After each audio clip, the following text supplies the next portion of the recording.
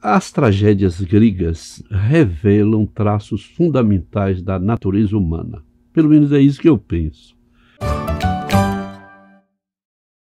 E lá atrás, no tempo, houve um poeta, um escritor, Sófocles, que escreveu uma trilogia chamada Trilogia Tebana, onde ele apresenta a tragédia Édipo-Rei, que Freud vai utilizar depois e construir sua tese sobre o Édipo, isto é, a relação do filho com a mãe, e que hoje é muito difundida.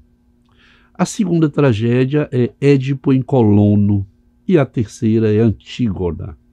Essas três tragédias constituem o que se chamou então, eu repito, a trilogia tebana, porque se passava na cidade-estado Tebas, na Grécia Antiga.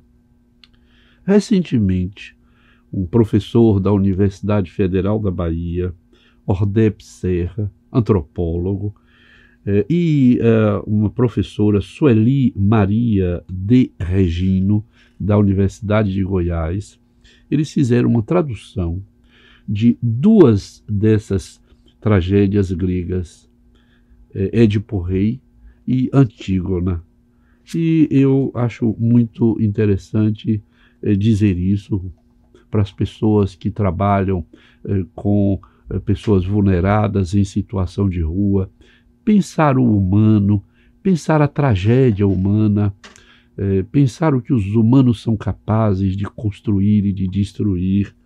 E Sófocles, que certamente foi um dos maiores poetas dramáticos da Grécia Antiga, nestas tragédias, Édipo-Rei e Antígona, conta a tragédia do homem impotente diante do destino traçado pelos deuses em Édipo-Rei. E Antígona é a tragédia da boa filha que morreu por obedecer aos mandamentos divinos em contraposição à vontade despótica de um tirano que era seu tio Creonte. Sófocles, embora tivesse o homem como centro do mundo, acreditava no poder dos deuses e na predestinação. Então é interessante que nós, que trabalhamos com o sofrimento, que trabalhamos com o mal-estar humano, possamos então ler as tragédias gregas, e isto nos ajudará a reconfigurar, certamente, de algum modo, nosso pensar sobre a condição humana. Para concluir, por exemplo, quando Édipo mata o pai, Laio, e se casa com a mãe, porque isso estava escrito, isso foi dito pelo Tiresias, que era o oráculo. Édipo, para não matar o pai, ele foge. Acontece que Édipo tinha sido doado por seu pai verdadeiro, e ele não sabia então que aquele que o criou não era o seu pai. Para não matar o seu padrasto, o seu criador, socialmente falando, Édipo foge, e ao fugir encontra Laio. E ao encontrar Laio, o que acontece? Brigam, mata Laio, entra em Tebas e vai decifrar o enigma da esfinge e se casa com a sua mãe.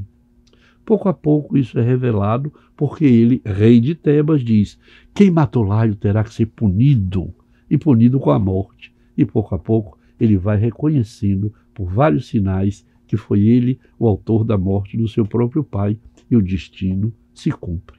Arranca os olhos, se torna um pária. Na Grécia Antiga, ser um pária era muito complicado, e ele vai viver uma vida infernal. E Antígona vai sepultar um irmão morto por outro irmão numa briga pelo poder. E aí nós podemos até pensar na questão do poder, na questão da lei, na questão da cultura, na questão dos costumes que está em Antígona. Portanto, trabalhar em saúde, trabalhar com pessoas em situação de rua vulnerada, precisa que nós possamos abrir nossa alma para ler Sófocles, ler as tragédias gregas, como ler poesia. Isso nos ajuda a compreender um pouco melhor a natureza humana e, portanto, fazer melhor o nosso trabalho. Este livro, traduzido então pelo professor Ordep Serra e Sueli Maria de Regino, pode ser encontrado na editora Martin ou Martin Claret, ou Claret, depende da pronúncia, e foi editado recentemente, em 2004. Boa leitura!